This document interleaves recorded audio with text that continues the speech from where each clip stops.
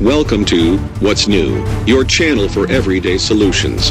Be sure to subscribe, share and like our videos. This is What's New. Retail is evolving.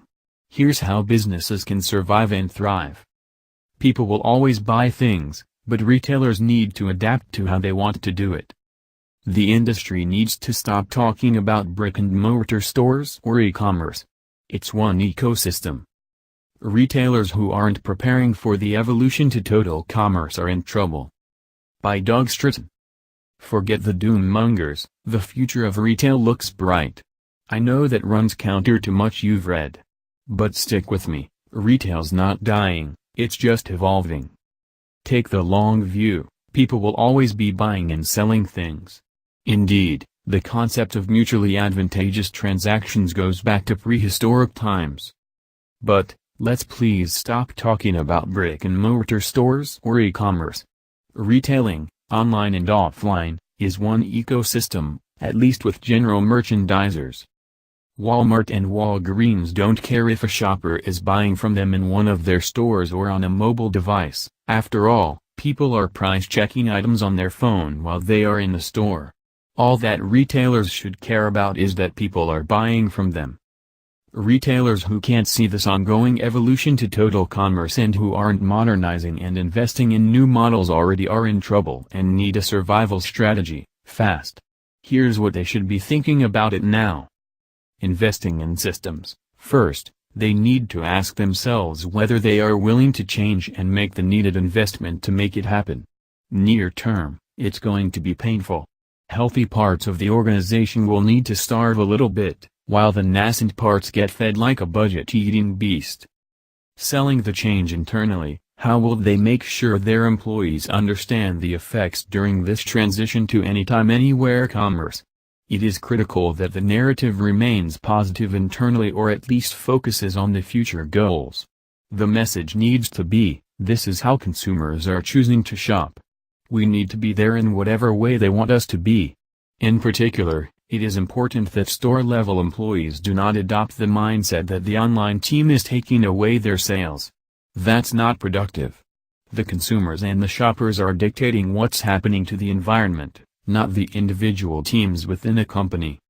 Focusing on metrics, disassembling the old and moving to the new requires a balancing act. How are these companies going to measure the impact of what they are doing to their core business? Are they willing to enact change? Or are they just talking? And how fast do they want to go? Change is disorienting. Metrics will provide the milestones and measurement capabilities that signal progress and keep everybody focused on the transformation.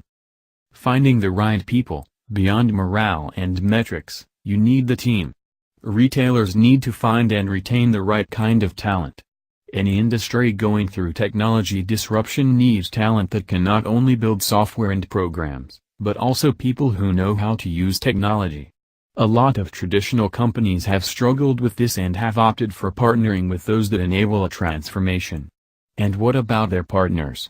Are they the right ones? Will they compete against them in the long term? How will they mitigate that? Funding the transition. Will the company's shareholders and board be patient while this process plays out? Does the executive leadership have a vision beyond saying the company will be competing in all channels? Is the vision differentiated, focused and prioritized? If it is, the shareholders and the board should be clear that they understand that this is going to take time. Leadership should communicate that there is going to be a little bit of pain involved too. The message should be that it's tough but that the path ahead is compelling.